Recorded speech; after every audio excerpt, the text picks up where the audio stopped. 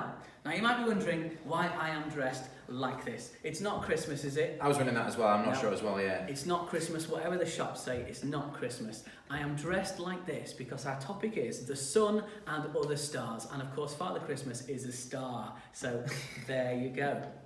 But anyway, tenuous link there. It was tenuous, but I like to wear a different hat, as you noticed, for every video. So the first question that we have on the sun and other stars is from Jamie. So thank you, Jamie. The question is, how big is a star?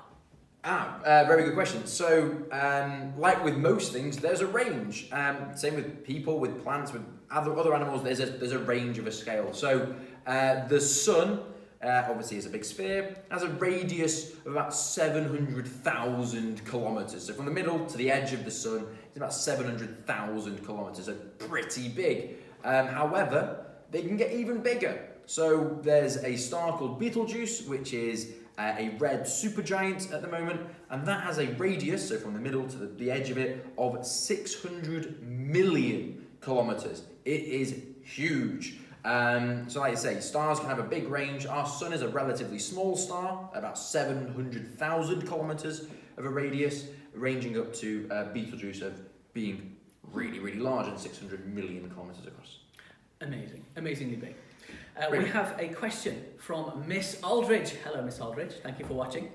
She is asking, if fire needs oxygen to burn, how does the sun burn in space as it's a vacuum? Interesting.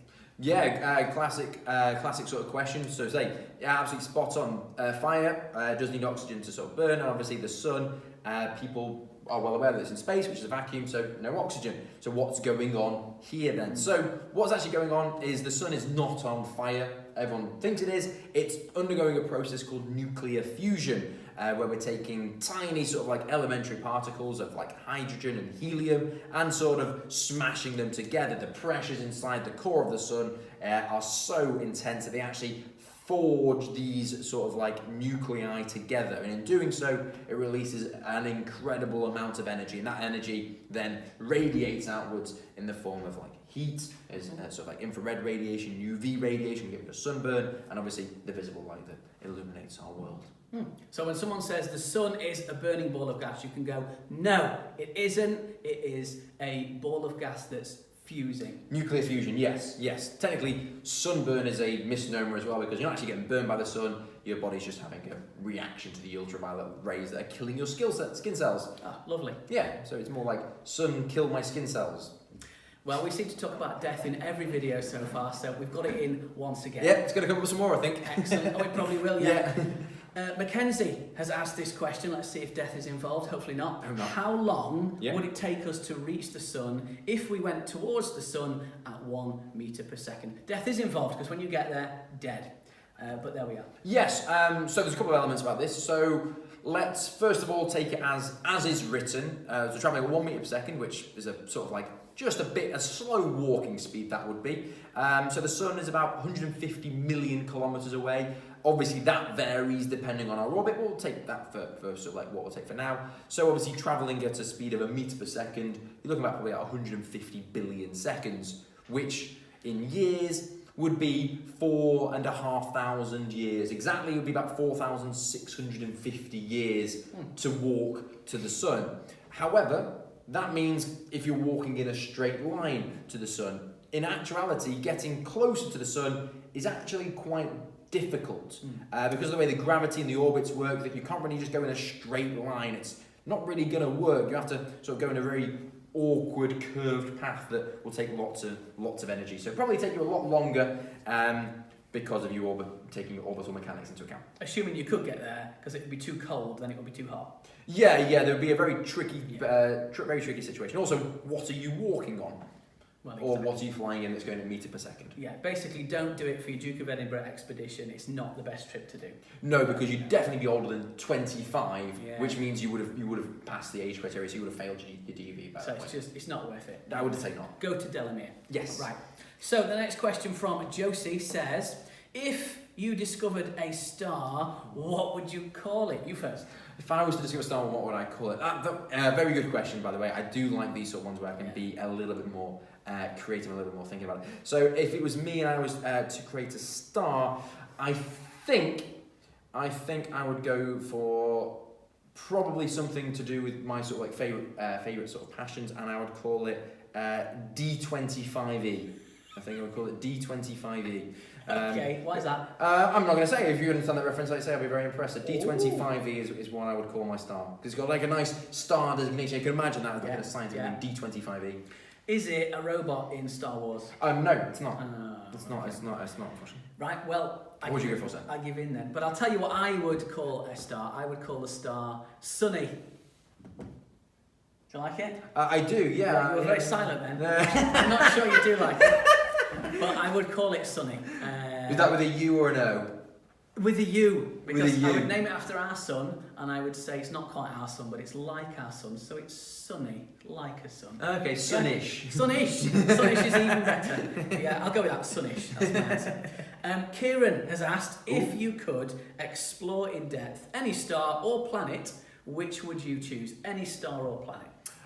So I would really like somewhere like Alpha Centauri, which is the closest other sort of star system to Earth. So obviously we have our solar system with all these other its planets on the sort of like Alpha Centauri, which has the star sort of Proxima Centauri, is the centre of it, really close to Earth, and it has exoplanets. So I'd like to. I'd be interested to see what they had to offer around there. So Alpha Centauri would be. I like it. You've gone for the complete opposite of what I would say. Ooh. Because I would go for the furthest star we've possibly got. Because in all the sci-fi stuff, the further you get, the more weird and wonderful the creatures are that live there. So I would like to see what life is like, even if there's nothing living there, just what is life like as far, or the environment like, as far as you can possibly get. So I would go far, you go close.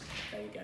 Nice, fantastic, sounds very good. Interesting stuff. And we have one more question to ask, and that is, who would win out of these? This is from Nora, so thank you in advance, Nora, for this. Who would win? 3 trillion lions or the sun? Now, I think the context is probably quite important. Are we talking about a game of chess or a roaring competition, or who can walk to the sun the fastest? I don't know. What do you think?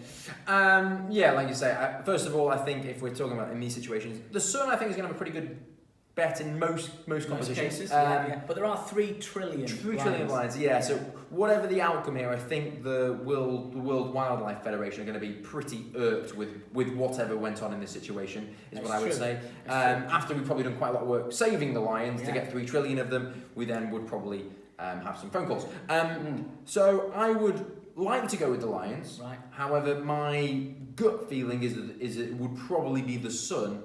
Depending on the competition at large. Would 3 trillion lions fit inside the sun, or would it be bigger than the sun? Oh, they would definitely fit inside the sun. They'd fit inside. I definitely think they'd fit inside the sun. I'm not sure about that, but I would go with a pretty yes. I think you're probably right there. And interestingly enough, 3 trillion trees was the number of trees on Earth, as we found out in the last video. Interesting coincidence of numbers there, Nora. Now, it is time once again for our special feature of Ask Mr. Wilson. Here we go.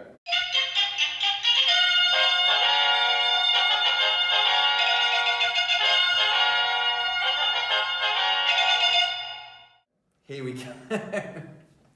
Now, the question is related to the topic, very much so today. Okay. What exactly is the distance between the sun and the Earth in Mars bars? In Mars bars? Yes. Okay, so we previously mentioned in another question that we are 150 million kilometres from the Earth to the sun. I accept your premise. Within here or there. Yeah. The length of a Mars bar, a standard size Mars bar, I would say is around 10 centimetres.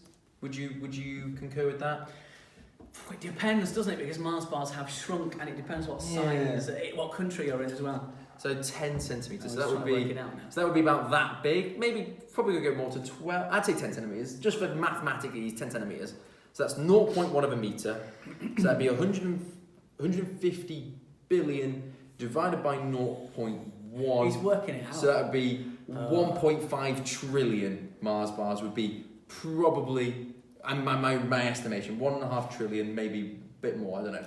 if a Mars bar is around about Yeah. 10 centimetres, because it does vary, and I have it here for a different length, but it would be just over 1 trillion Mars bars. Okay. So you are pretty much correct. Nice. Well, that's not bad. Not many people can answer a question in Mars bars, so well done to Mr. Wilson there.